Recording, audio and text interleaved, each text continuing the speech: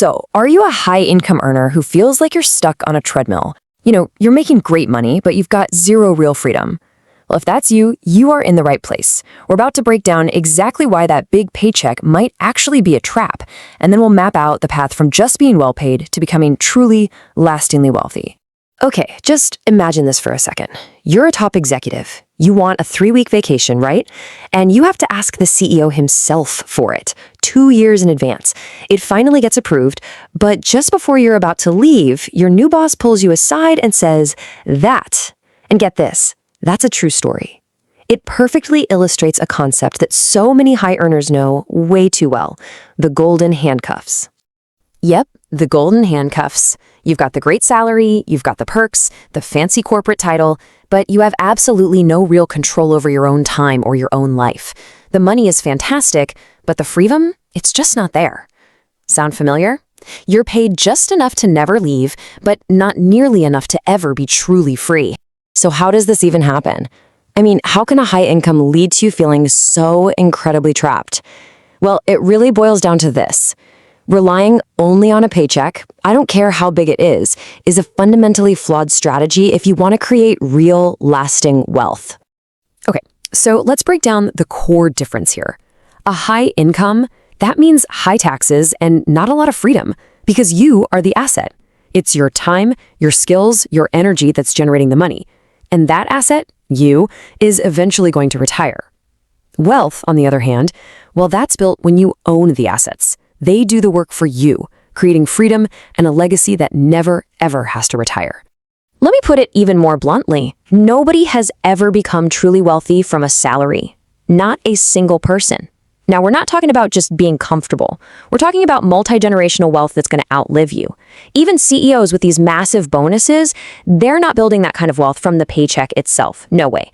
They're building it from stock options and ownership, from the assets they're able to accumulate. So if you want to break free, you have to understand that money is a game. And like any game, it has specific rules. The problem is, most people, even the really high earners, they don't know the rules, so they can't possibly win. They're working so hard playing the get a paycheck game, but the real game is the wealth game.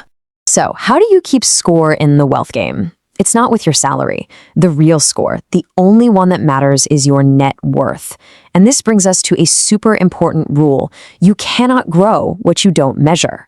Your net worth, what you own minus what you owe, that is the only number that tells you if you're actually winning the game.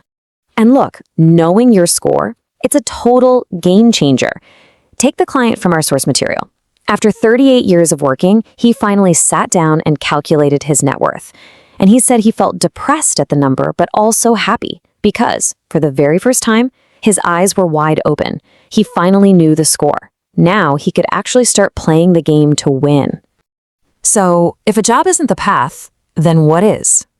Well, true generational wealth is powered by 4 specific engines.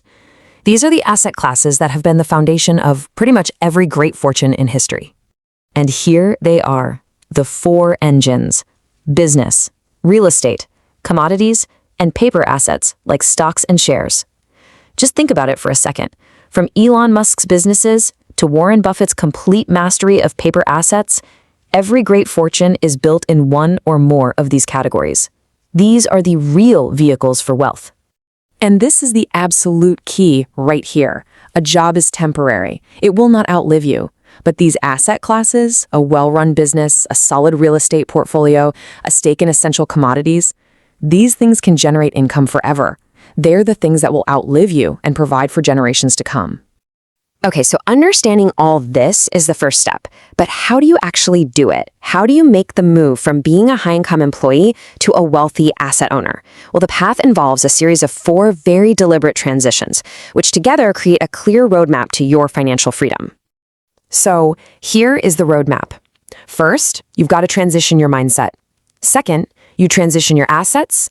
Third, your quadrant. And finally, your structure. All right, let's quickly break down each one. First step, mindset. Look, you have to realize that all your academic and corporate training, it teaches you how to be a really good employee, not how to be a wealth builder. And that means you have to be willing to unlearn that work for money mentality so you can learn the money works for you principles. Next, you transition your assets. This is the real heart of the matter.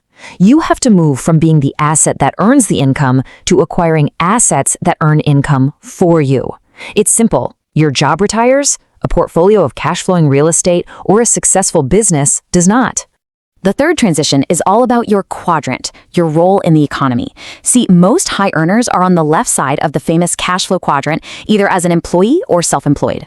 Over there, you're trading your time for money. The goal is to get to the right side, to become a business owner and an investor, where you can leverage systems, teams, and capital to build wealth that isn't directly tied to your time. And that brings us to the fourth and final transition. And honestly, this is arguably the most powerful and practical one of them all: changing your structure. This is where you formalize your move from just earning money to actually building a wealth-generating machine. Check this out. As an employee, your financial equation is income minus tax equals what's left for expenses. The government always gets paid first. But when you become a business owner, the entire equation flips. It becomes income minus your business expenses, and then you pay tax on whatever's left. This one structural shift is one of the most important rules in the entire money game. So I'll leave you with this one question to really think about. Take a hard look at your financial life, your goals, your daily actions. Are you just building a career, climbing that corporate ladder? Or are you strategically making the transitions we talked about to build assets that will grant you true freedom and outlive you for generations to come? The choice